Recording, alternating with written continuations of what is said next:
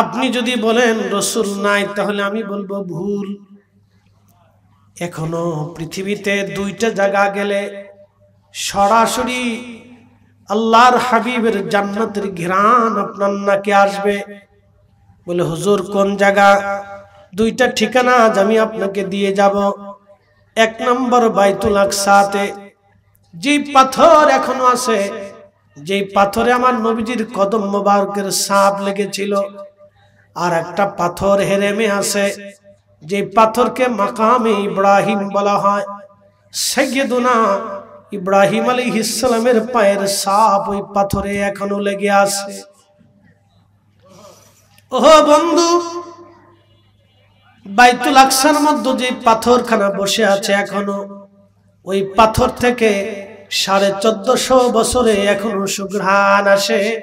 এখনো আমার রসুলের কদম মোবারকের সুঘ্রাণ আসে।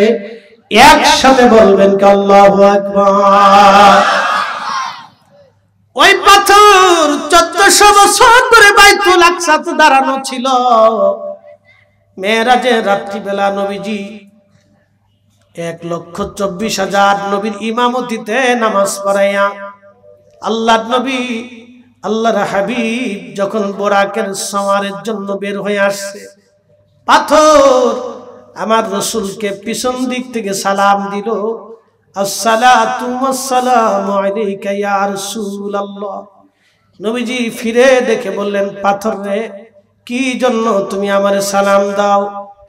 পাথর বলল, হুজুর আমি শুনেছি আপনি এখানে মেরাজের রাত্রিবেলাতে এসে 1.25 লক্ষ নবীর ইমামতিতে আপনি নামাজ পড়াইয়া উরুস করবেন, মেরাজের দিকে রওনা হয়ে যাবেন।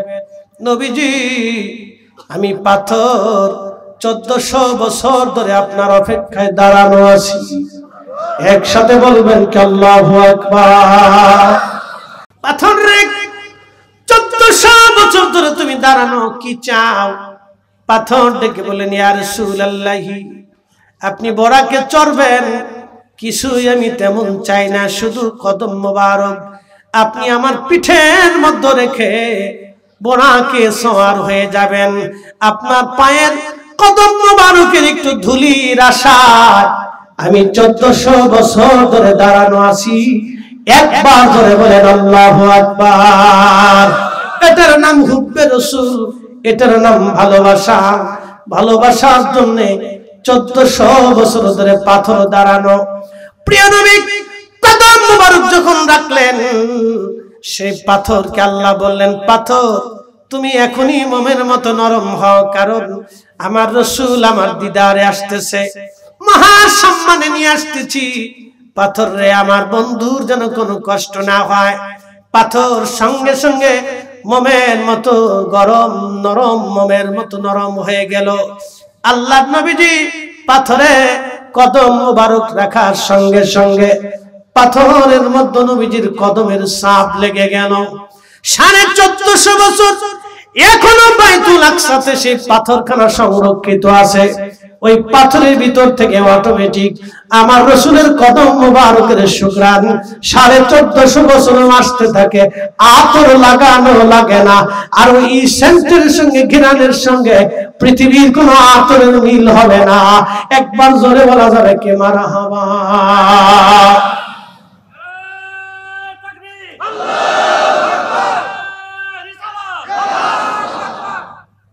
উহুদের সেই কিনারে, পাহাড়ের কিনারে একটু ছোট্ট ফাঁকা জায়গা আছে, পাথরের মাঝখানে ফাঁকা। এই ফাঁকা জায়গাতে আল্লাহর নবীকে নিয়ে যাওয়া হলো। সারা উহুদের সংবাদ ছড়িয়ে গেছে, রসুল শহীদ হয়ে গেছেন, নবীরে পাওয়া যায় না। কিন্তু গোপনে নবীজিকে ওইখানে নিয়ে যাওয়া হলো, যেন কাফেররা টের না পায়। আল্লাহর নবীকে নিয়ে যাওয়া হলো ওইখানে। নবীজি আহত হয়েছিলেন, অসুস্থ হয়ে পড়েছিলেন। ওইখানে নিয়ে সাহাবীরা আল্লাহর নবীকে সেবা শুশ্রূষা করতেছিলেন। কিন্তু আপনি জানবেন, এইখানে নেওয়ার কারণে, উহুদ রাসূলকে এতটুকুন মহব্বত করার কারণে আল্লাহর নবী খুশি হয়ে বললেন, সাহাবীরা রে, উহুদ আমাকে ভালোবাসে, আমি নবী নিজে উহুদকে ভালোবাসি। আলা বাবিন মিন আবওয়াবিল জান্নাহ, জান্নাতের দরজার পাশে আমার উহুদের জায়গা হয়ে যাবে। আমার উহুদ রে জান্নাতের দরজার পাশে আল্লাহ রেখে দিবেন। একবার জোরে বলা যাবে আল্লাহু আকবার। যদি পৃথিবীতে কোন জান্নাতি পাহাড় আপনি দেখতে চান, উহুদের দিকে তাকাবেন, উহুদের পাথরের কাছে যায় বসবেন, উহুদের পাশে যায় বসবেন, দেখবেন সে জান্নাতের পাহাড়। ও জান্নাতে চলে যাবে শুধু রাসূল ভালোবাসার জন্য। ওইখানে আমরা কয়েকজন মিলে রাত্রিবেলা গেলাম, সিমেন্ট দিয়ে লাগানো দিয়া হয়েছে, তার কাটা কাটা। প্রথমবার উমরায় গিয়েছিলাম, ঢুকতে পারি নাই। এবছর হজে রাত্রিবেলা পালিয়ে ঢুকলাম। ঢুকার পরে আল্লাহর কসম করে বলি, আল্লাহ আমার জীবন এবং মৌত আল্লাহর হাতে। ওই মালিকের শপথ করে বলতেছি, আমি আমার নাককে এবং আমার সাথে যারা ছিলেন ওনাদের সাথে আমরা কয়েকজন একসঙ্গে ছিলাম, আমাদের কারো নাক আমরা ফাঁকি দিতে পারবো না। ওইখানে যেখানে রাসূল বিশ্রাম করেছিলেন ওই ফাঁকাতে রাত্রিবেলা এশার নামাজের সময় যখন আমরা উঠলাম, তখন লক্ষ্য করলাম বাতাসের মাধ্যমে সুগরান ভেসে ভেসে আসতেছে। একবার জোরে বলা যাবে আল্লাহু আকবার।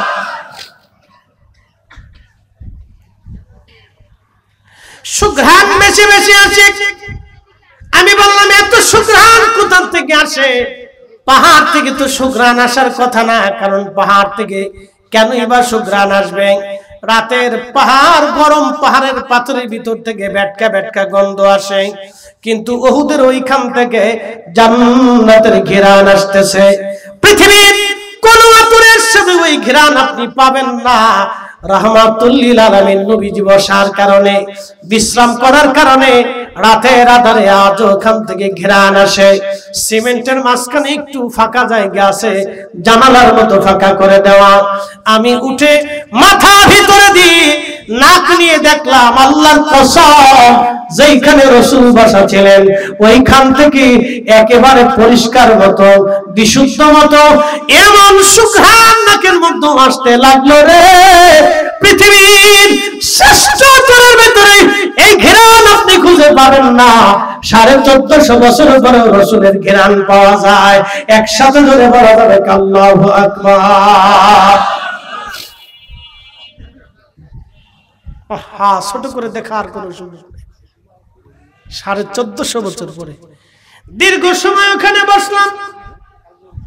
জোহরের এশার নামাজ পড়লাম, নফল পড়লাম, দোয়া করলাম, আরো নফল পড়লাম, দোয়া করলাম।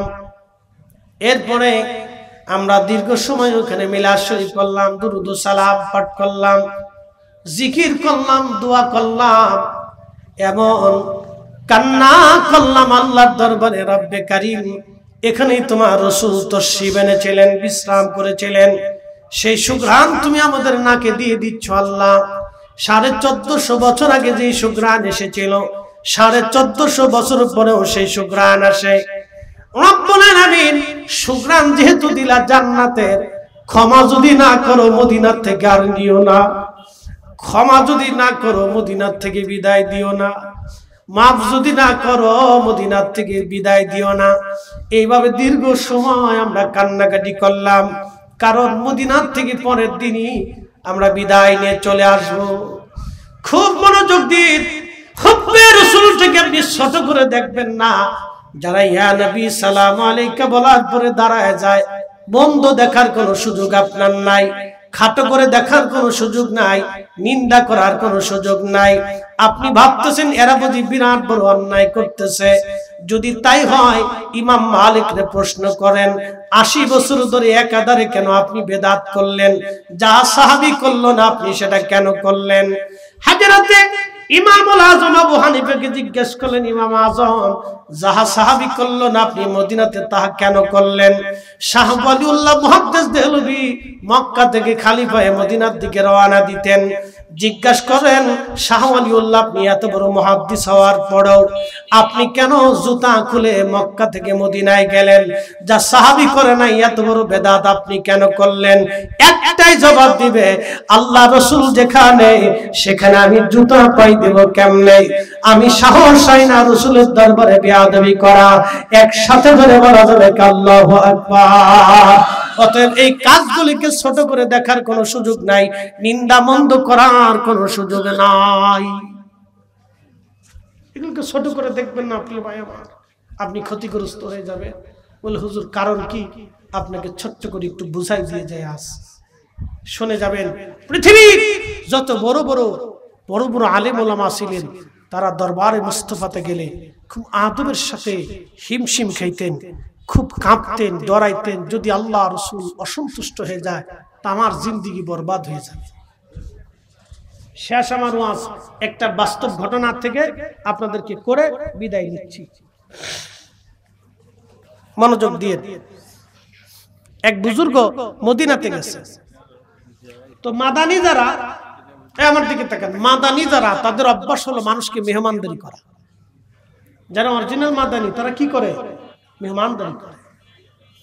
তো হাজিকে ডেকে নিয়ে সে মেহমানদারি করে। তো খাওয়ার পরে দই দিছে, খাওয়ার পরে কি দিছে? দই। আমার দিকে তাকান, দোয়া শেষ 1 মিনিট, দই দিছে।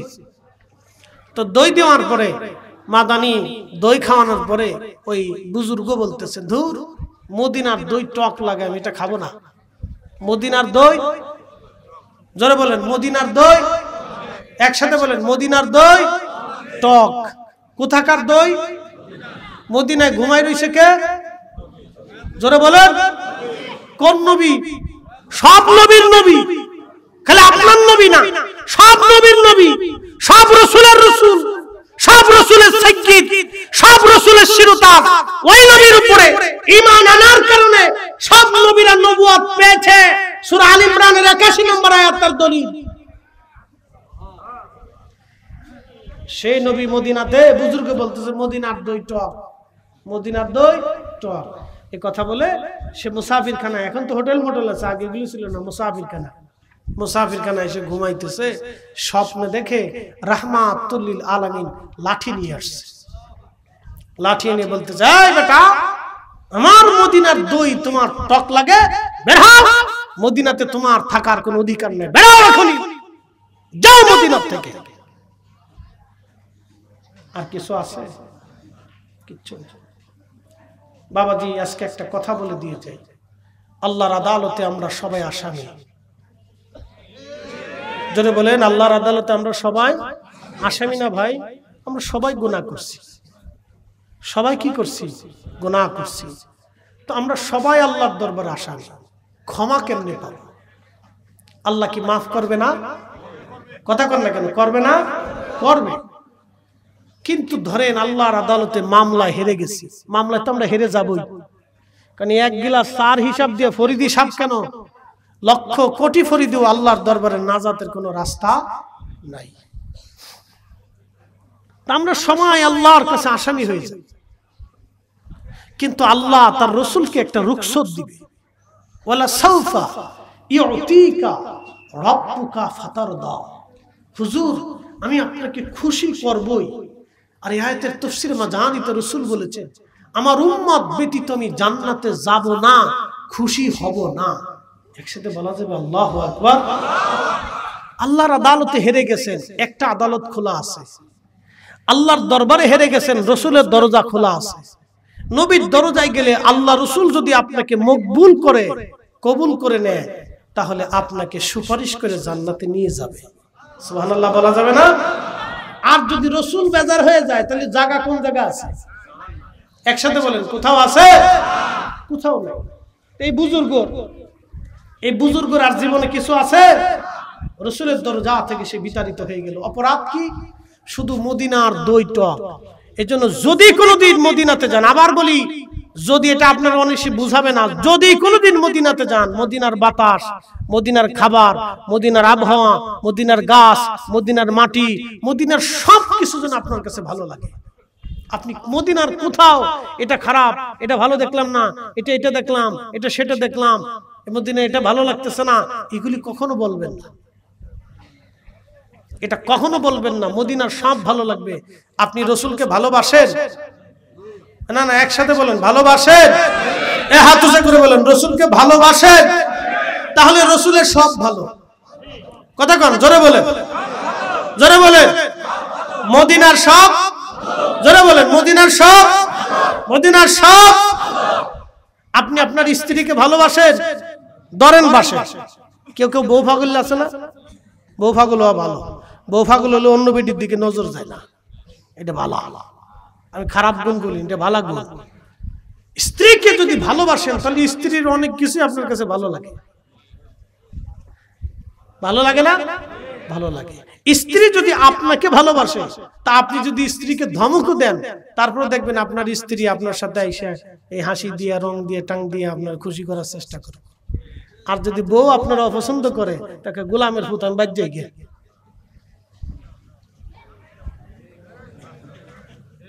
কথা মানে যদিও মনে হবে খারাপ, কিন্তু কথা বাস্তব। বউ কবে গোলামের হুত, তোমার ভাত খাওয়ার লেগে হয়ে নাকি? আমার কাছে খারাপ নাকি? হ্যাঁ, আর যদি স্ত্রী আপনাকে ভালোবাসে, আপনি ধমক দিলেও ওই একটু ফোনে আইসে ঘুরে ফিরে কবে যে করিমের বাপ বেজার হয়ে না, ভুল হয়ে গেছে। কি ঠিক আসতে কোন কেমন ঝগড়া ফাঁসক বিরাট বিরাট যুদ্ধ লাগে নাকি কম? বুঝে যা। মদিনার সবকিছু ভালো, একসাথে বলেন ভালো লাগে। নবীর দুরূদ ভালো লাগে, সালামও ভালো লাগবে। কি কথা কন না কেন? সালামও ভালো লাগবে। আল্লাহর জিকির, 3 নম্বরে রাসূল কারীমের দুরূদ, 4th নাম্বার দুরূদ ও সালাম, 4th নম্বরে দোয়া। এরপরে হবে আপনার জন্য মেহমানদারি। আল্লাহর নবী বললেন সহিহ বুখারীতে, প্রিয় নবী বললেন আমার উম্মত, তোমার যদি সামর্থ্য থাকে একটা খেজুর খাওয়াইয়া হলো তুমি জাহান্নাম থেকে বাঁচার চেষ্টা করো। একটা খেজুর খাওয়া হলো জাহান্নাম থেকে বাঁচার চেষ্টা করো। আমার দেশের অনেক ভাইরা মেহমানদারি হিসেবে আপনাকে জিলাপি দিবে বা বাতাসা দিবে। আগে বাতাসা ছিল, এখন সেটা নাই, জিলাপি হয়েছে অথবা মিষ্টি হয়েছে। যার যার সামর্থ্য অনুযায়ী সে আপনাকে মেহমানদারি করায়। কারণ আমার দেশে জিলাপি সহজলভ্য, আরবে খেজুর সহজলভ্য। নবী বললেন ও মুহাম্মদ, তুমি একটা খেজুরের দানা দিয়ে হলো তোমার ভাইকে খাওয়াইয়া হলো জাহান্নাম থেকে বাঁচার চেষ্টা করো। মিলাদের শেষে বা দুয়ার শেষে আপনাকে কিছু তাবারক বা হাদিয়া অথবা কোনো উপটোকন খাবার হিসেবে আপনাকে দেওয়া হবে। বিরিয়ানি, খিচুড়ি আপনাদের এলাকার সামর্থ্য অনুযায়ী, এলাকা ভিত্তিক অনুযায়ী হবে। এই এলাকা ভিত্তিক খাবার থেকে আপনারা কোনো কর্মতে সহজ করে দেখবেন না। কারণ বাবাজি, রিজিক আল্লাহর পক্ষ থেকে আসে, কোন রিজিককে ছোট করে দেখা উচিত না। কারণ এটা আল্লাহ বান্দার জন্য নির্বাচন করে থাকে।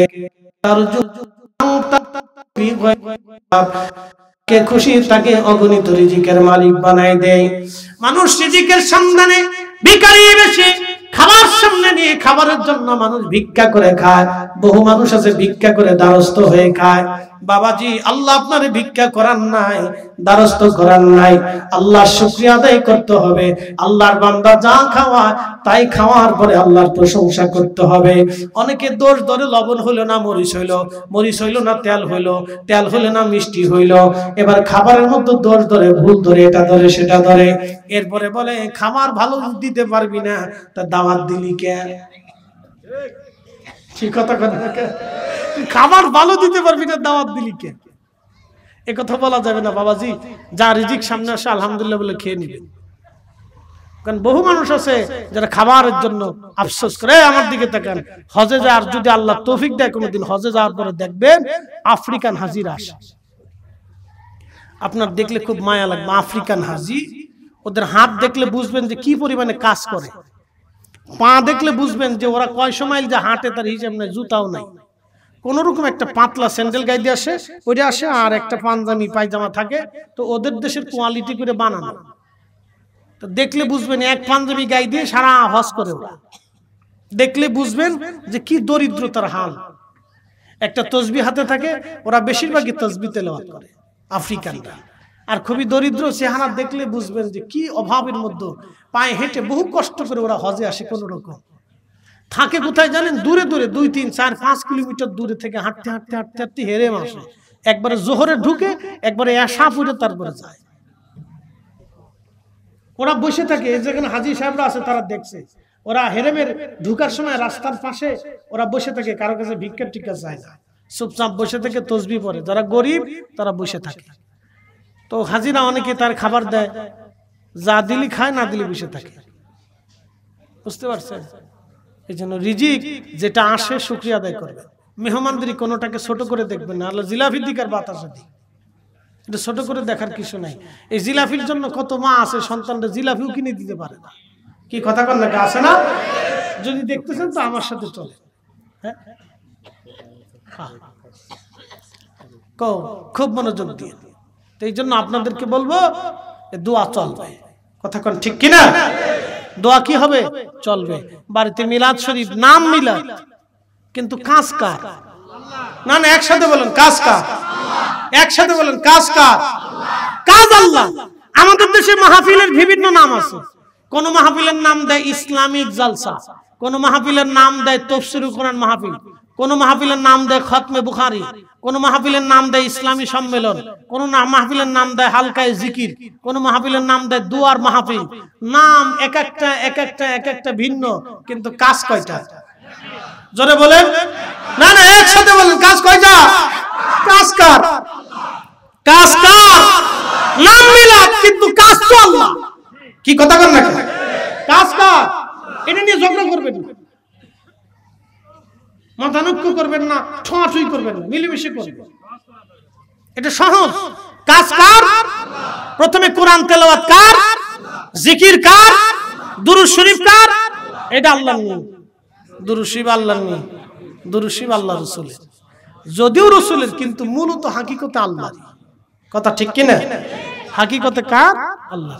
কারণ দুরূদ শরীফে প্রথম যখন শুরু করেন তখন কি বলেন?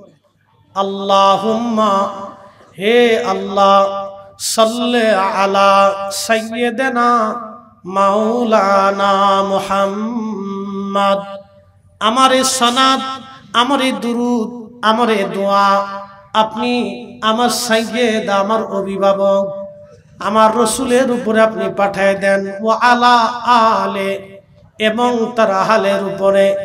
সাইয়্যিদিনা, যিনি আমাদের সাইয়্যিদ, মাওলানা, যিনি আমাদের অভিভাবক, মুহাম্মদ, মুহাম্মদ সাল্লাল্লাহু আলাইহি সাল্লামের উপরে পৌঁছায় দেন। একবার জোরে বলা যাবে কি মারহাবা? আল্লাহুম্মা সাল্লি আলা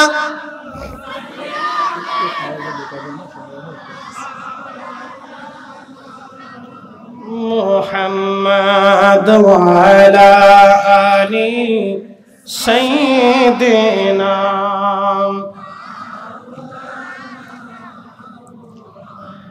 হে রাসূল, তোমায় ভালোবাসি, অন্তরে শুধু, মুখে নয়। জান্নাতের আশায় নয় হে রাসূল, জাহান্নাম কেউ ডরি না। তোমায় পাওয়ার আশায় মানুষ উঠে যায় মদিনায়। তোমায় পাওয়ার আশায় মানুষ উঠে যায় মদিনায়। এ আশিক দিদার দাও না,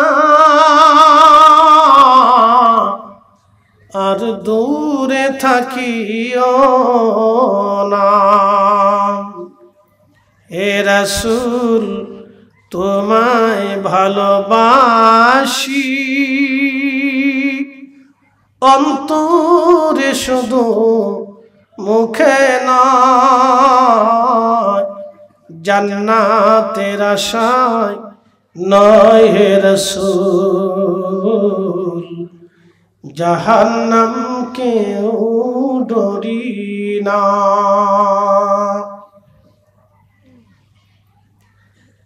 মাদারগঞ্জবাসী আর একটা জায়গা নবীর ঘিরান পাবেন। হাজী সাহেবরা শুনে যাবেন, যদি কোনোদিন হজে যান তাও মনে রাখেন, ঠিকানা বলে দিচ্ছি, এখনো আল্লাহ রাসূলের ঘিরান আসে। আমি নিজে রাস সাক্ষী, ওয়াল্লাহি বিল্লাহি তাল্লাহি, আল্লাহর কোরআন শরীফ সাক্ষী। আমি নিজে দীর্ঘ সময় বসেছিলাম, দীর্ঘ সময় বছর হজে মদিনাতুল মুনাওয়ারা থেকে বিদায় নেব। আগের রাত্রিবেলা আমার মনটা বারবার চাচ্ছে আমি একটু উহুদে যাব। তো যিনি হজ করাইতে নিছেন গাইড, ওনাকে বললাম মামা আমাকে নিয়ে চলেন। উনি একজন আলিম, জালালাবাদী, সিলেটের। আমি বললাম মামা আমাকে একটু নিয়ে চলেন, আমি উহুদে যাব। মামা উহুদে তো বহুবার গেছেন। আমি বললাম মামা আমার একটু রাত্রিবেলা নিয়ে চলেন, আমার ওইখানে একটু বসে থাকতে মন চাচ্ছে। আপনার আল্লাহর দোহাই লাগে, আমি মদিনার থেকে বিদায় নিয়ে চলে যাব, আর কোনোদিন মদিনাতে আসার সৌভাগ্য হবে কিনা আমি জানি না মামা, আমার এই আফসোসটা আপনি একটু রাখেন। তো উনি বললো ঠিক আছে রাত্রিবেলা যাব, পুলিশ টুলিশের ঝামেলা। বললাম চলেন, আল্লাহ ভরসা। আমার সাথে আর একটা আলেম ছিলেন গজনবী, সিলেটের। তারপরে সিলেট বিশ্বনাথ কামিল মাদ্রাসার প্রিন্সিপাল সাহেব ছিলেন, ফেন্সুগঞ্জ আলিয়ার ভাইস প্রিন্সিপাল ছিলেন কামিল মাদ্রাসা, বড় বড় দুজন আলেম ছিলেন। গজনবী সাহেব ছিলেন, তিনি সিলেট একজন আলেম, লন্ডন থাকে। হেলালি সাহেব ছিলেন আরেকজন আলেম। এরকম আমরা 5-6 জন একসাথে গেলাম। তো যাওয়ার পরে আল্লাহর কসম করে বলতেছি, যেখানে নবীজি দন্ত মুবারক শহীদ হয়েছিল সেখানে এখনো মসজিদ তৈরি করে রাখা হয়েছে ছোট্ট করে। আপনারা যারা হজে যাবেন, যারা আপনাদের গাইডলাইন থাকবে তাদেরকে বলে বলে দেখে আসবেন। ওখানে আল্লাহর নবী আসর এবং জোহরের নামাজ একসাথে পড়েছিলেন। আসর জোহর পড়ার পরে যখন আসর পড়তেছিলেন, জোহর শেষ, এরপর আসরের রক্ত, মানে এক জমাতে না, কিন্তু জোহরের টাইমে জোহর, আসরের টাইমে আসর, ভুল বুঝবেন না। তো আসরের সময় নামাজ পড়া শেষ, এই মুহূর্তে কাফেররা আক্রমণ করছে। তখনই নবীজির দন্ত মুবারক শহীদ হয়েছিল ওইখানে, সেই মেহরাব এখনো আছে। দন্ত মুবারক শহীদ হলো, মাথা কেটে গেল। জিব্রাইল আমিন এসে নবীজিকে নিয়ে আবু বকর সিদ্দিক সহ কয়েকজন নির্ভরযোগ্য সাহাবী নিয়ে সে উহুদের সেই ফাঁকা জায়গা, পাহাড়ের পাদদেশে, উহুদ জান্নাতের পাহাড়। বাবাজি একটা কথা বলে যায়, আজ রসুলের মহাব্বতের কাজে আইব ধরবেন না। যারা কিয়াম করেন তাদের দোষ ধরবেন না। কেন ধরবেন না আমি বলে দিয়ে যাই। তারা স্রেফ আল্লাহ রসুলের সম্মানের জন্য দাঁড়ায়, দুনিয়ার কোনো ব্যক্তির সম্মানে তারা দাঁড়ায়, শুধু আল্লাহ রসুলের ইজ্জতের দিকে তাকায় তারা দাঁড়ায়। সব কাজকে বেদান্ত বলে উড়িয়ে দিবেন না। পৃথিবী বিখ্যাত ইমাম মালিক ছিলেন, 80 বছর মদিনার হাউদের ভিতরে কোনোদিন জুতা পরেন নাই, থুতু ফেলেন নাই, পায়খানা পেশাব পর্যন্ত করেন নাই। জিজ্ঞাসা করলে বলতেন, বলো যেই মাটির নিচে রসুল ঘুমানো, আমি ইমাম মালিকের কি করে সাহস হতে পারে সেই রসুলের দরবারে মুস্তাফাতে আমি জুতা পায়ে দিয়ে হাঁটবো, আমি মরে যাব তো জুতা পরবো না। একসাথে বলবেন না আল্লাহু আকবার। আপনি তাজিমকে ছোট করে দেখার সুযোগ নাই, রসুল ছোট করে দেখেন নাই বিধায় ওনার সাথে 100 বার স্বপ্নে কথা বলে গেছে। একসাথে বলবেন না মারহাবা। ছোট করে দেখবেন না, এগুলিকে স্রেফ নিষিদ্ধ করে দিয়ে আপনি এটাকে ফেলে দিতে পারেন না, ফেলে দিতে পারেন না। তো খুব মনোযোগ দিয়ে উহুদে আল্লাহ রসুলকে সেই পাহাড়ে নিয়ে যাওয়া হলো, পাহাড়ের কোনা। এই শোনেন, উহুদ কেন জান্নাতে যায়, উহুদ কেন জান্নাতে যাবে, শুধু এতটুকু শুনে যাবে।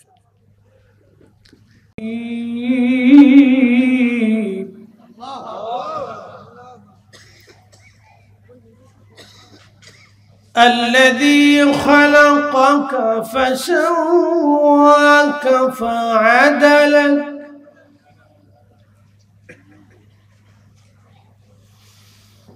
في أي صورة ما شاء ركبك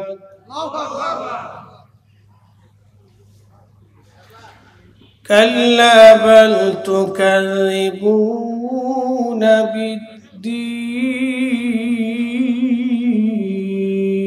الدين وإن عليكم لحافظين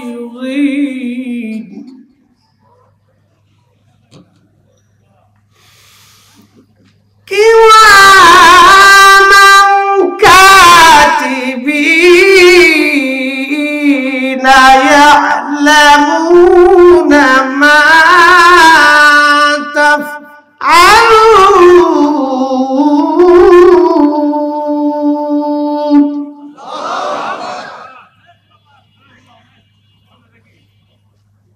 صدق الله المولانا العظيم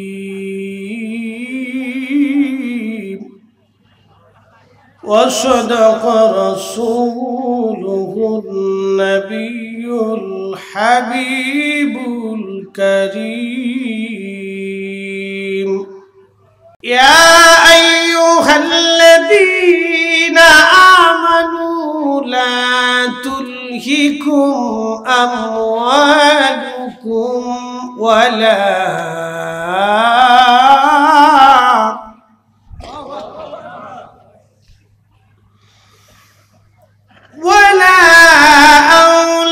أولادكم عن ذكر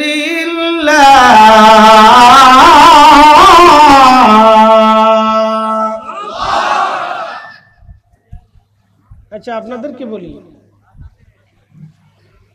এই কোরআন কি আমাদের সবার জন্য না? কোন রাজনৈতিক দলের ভাগাভাগি আছে এখানে? আমরা যারা বিভিন্ন দরবারের মুরিদ আছি, মাসলাকের আছি, কোরআন কি সবার জন্য না? এটার আইন কি সবার জন্য একরকম না, না কোনো তফাৎ আছে? একই রকম। এখানে যাহা বৈধ সব মুসলমানের জন্য বৈধ, কথা ঠিক কিনা? এখানে যেটা অবৈধ সব মুসলমানের জন্য একই রকম অবৈধ, যেটা বলেন ঠিক কিনা? তা আমি কোরআন শরীফ থেকে আপনাদেরকে মূল্যবান কিছু কিছু শোনানোর চেষ্টা করি, আল্লাহ যেন তৌফিক দেন। সকলে বলেন আমিন। يا أيها الذين آمنوا لا تلهكم أموالكم ولا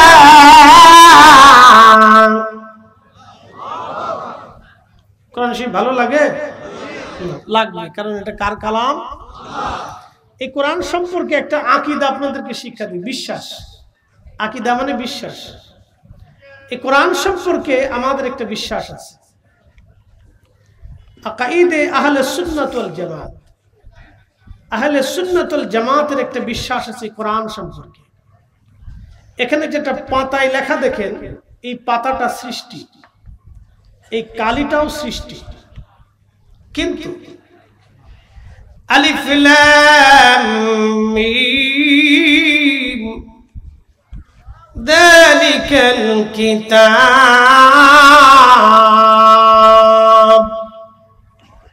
এই কথাগুলি সৃষ্টি না, এই কথা হচ্ছে আল্লাহর কালাম, আল্লাহর বাক্য। একসাথে বলবেন আল্লাহু আকবার।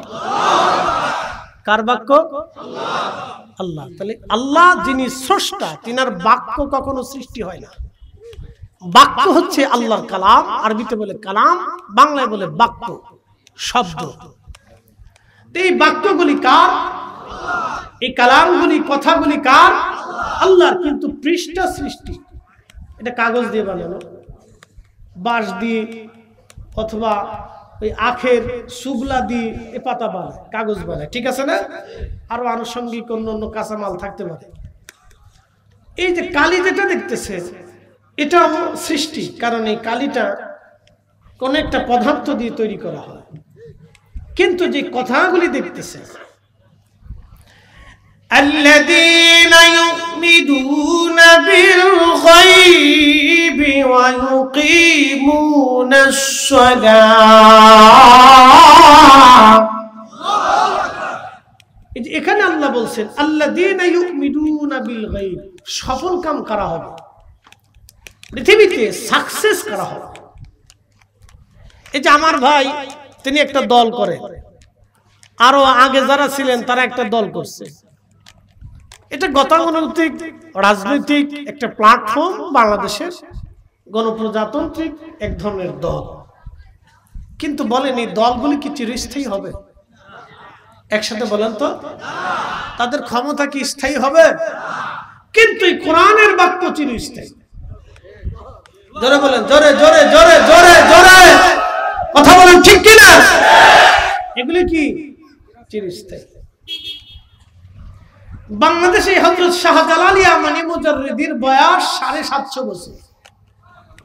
কত বছর? 750 বছর। এই 750 বছরে বহু রাজা, মহারাজা, উজির, আমির, ওমরা, গভর্নর, শাসক, প্রশাসক, সেনাপ্রধান, রাষ্ট্রপ্রধান বহু কবরে চলে গেছে, মাটির সাথে মিশে গেছে। ইন্তেকালের পরে তাদের কবরের পাশে কেউ যেতে চায় না। কিন্তু দল নাই, বেদল নাই, মুসলমানরা নেই, শাহজালাল ইয়ামানী মুজাররিদির বারগাহে জিয়ারতের জন্য যায়। কথা বলেন ঠিক না? কারণ কি? কোরআনের জন্য। কিসের জন্য? যেটা বলেন কোরআনের জন্য। ওনাদের সাম্রাজ্য মুকুঠি কিয়ামত পর্যন্ত টিকে থাকবে। এটা অদৃশ্য সাম্রাজ্য, মানুষের হৃদয়ে হৃদয়ে থাকে। কথা ঠিক কিনা? ওনারা খুশি করছিল কাকে? একসাথে বলেন, কাকে? আমরা কারে খুশি করি? না শয়তানকে? একসাথে বলেন, কাকে? এই কালামগুলি কার? আল্লাহর কালাম, সৃষ্টি না। আল্লাহর কালাম, আল্লাহ নিজে স্রষ্টা। কালাম হচ্ছে আল্লাহর জবান মিশ্রিত বাণী। এটা আল্লাহর রাসূলের কলবে নাজিল হলো।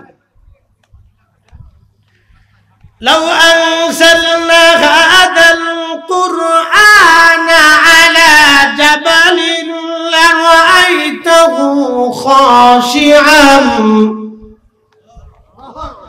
খাশিআন মুতাসাদ্দিআন মিন খাশিয়াতিল্লাহ।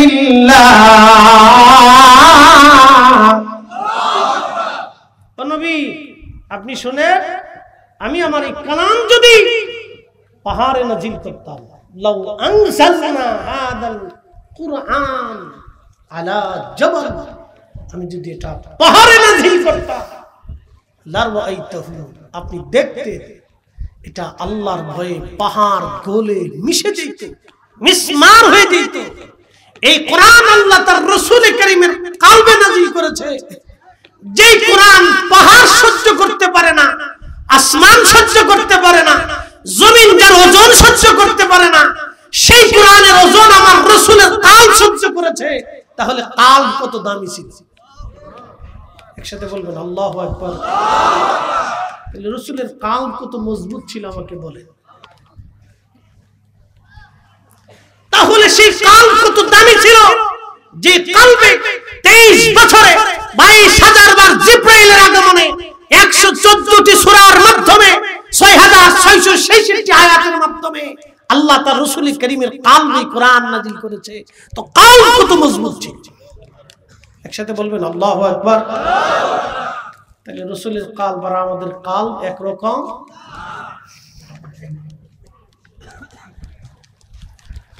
প্রিয় উপস্থিতি, খুবই মনোযোগের সাথে কথাগুলি আর শুনে যাবেন। সফল কাম করা হবে, এই কোরআনে আল্লাহ জানিয়ে দিলেন সর্বপ্রথম কারা সফল কাম। আল্লাযীনা ইউমিনুনা বিল গায়ব, গায়বের উপরে যারা ঈমান আনে। প্রশ্ন রাখবেন ফরিদি হুজুর, গায়েব কি? 1 নম্বর গায়েব আল্লাহ নিজে। দেখা যায় না, ধরা যায় না, ছোঁয়া যায় না, কিন্তু আল্লাহ আছে, তার বাস্তব প্রমাণ হলো এই লাইট। আল্লাহ আছে, তার বাস্তব প্রমাণ আমাদের চোখের আলো। আল্লাহ আছে তার বাস্তব প্রমাণে বাতাস, আল্লাহ আছে তার বাস্তব প্রমাণে আকাশ, আল্লাহ আছে তার বাস্তব প্রমাণে জমিন, আল্লাহ আছে তার বাস্তব প্রমাণ হায়াত, আল্লাহ আছে তার বাস্তব প্রমাণ হলো মউত। কথা বলেন ঠিক কিনা? মোনাজাত পর্যন্ত আছেন? আমি সারা রাত করবো না। মাদ্রাসার মাহফিল কালেকশন একটা হইছে, হুজুরে কালেকশন করছে, অহনার টেহা দেওয়ার ভয় নাই, অহনার টেহা দেওয়ার ভয় নাই, কোনো চিন্তার কারণ নাই। যদ্দূর মন চাবে তদ্দূর শুনবেন, আমি তদ্দূর বইয়ে বইয়ে গাইতে থাকবো। তবে এরকম না যে সারা রাত ব্যাপী হাল ধরছি, একবার মুখতাসারও না, একবার বেশি লম্বাও না, ধৈর্যের চ্যুতি হবে তাও না। একটু স্থিরতার সাথে বুঝেন আল্লাহর কালাম থেকে কারা সফল কাম হবে এটা আমাদের একটু বুঝার দরকার। কথা বলেন ঠিক কিনা? কে সফল কাম হবে? ব্যবসায়ীরা না রাজনীতিবিদেরা না শাসক গোষ্ঠীরা না কোন গোষ্ঠী? কারা সফল কাম হবে কোরআন আপনাকে শিখিয়ে দিয়েছে। এই আল্লাহর কালাম থেকে আমরা আজকে একটু বুঝার দরকার আছে। তাহলে আল্লাহ কি দেখা যায়? কথা বলেন ধরা যায়? কিন্তু আল্লাহ আছে না? কেমন আছে বুঝেই দিয়েছে। আপনার ডানে বামে সামনে পিছনে যে মানুষগুলি বসা আছে, এই মানুষের বাহ্যিক সুরত দেখা যায়, কিন্তু ভিতরে যে আছে তারে দেখা যায়। এই ভিতরের জন্য আল্লাহ কবে পাঠাইছে জানেন? মায়ের রেহেমে 120 দিনের মাথায়। কত দিনে? 120 দিনের মাথা আল্লাহ আমাকে মায়ের রেহেমের ভিতরে, আমার এই বডির ভিতরে আল্লাহ ফিট করে দিলেন, ফুকিয়ে দিলেন। ফুকিয়ে দিয়ে জিব্রাইলকে বললেন, জিব্রাইল তার জন্য 4টে জিনিস নির্ধারিত করে দাও। 1 নম্বরে হায়াত, 2 নম্বরে দৌলত, 3 নম্বরে ইজ্জত, 4 নম্বরে সে জান্নাতে যাবে নাকি জাহান্নামে যাবে। আহা, এই জন্য যারা জান্নাতি দুনিয়ার থেকে তারা জান্নাতের কাজ করে যায়। কথা কোন ঠিক কিনা? আর যারা জাহান্নামী দুনিয়ার থেকে তারা জাহান্নামের কাজ করে যায়।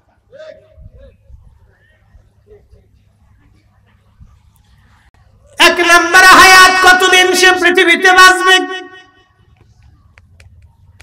কোরআন বলতেছে ওমা তাদরি নাফসুম বিআইয়ি আরদিন তামুত, কোন জায়গা মারা যাবে, কখন মারা যাবে, কোন হালতে মারা যাবে আল্লাহ ছাড়া কেউ জানে না, কেউ জানে না। একবার জোরে বলা যাবে কি মারহাবা। তুমি রহমান, তুমি মেহেরবান, তুমি রহমান, তুমি মেহেরবান। অন্ধ গাহে না শুধু তোমারি গুণগান, অন্ধ গাহে না শুধু তোমারি গুণগান, বুঝে বুঝে না তবু শান। তুমি রহমান, তুমি মেহেরবান।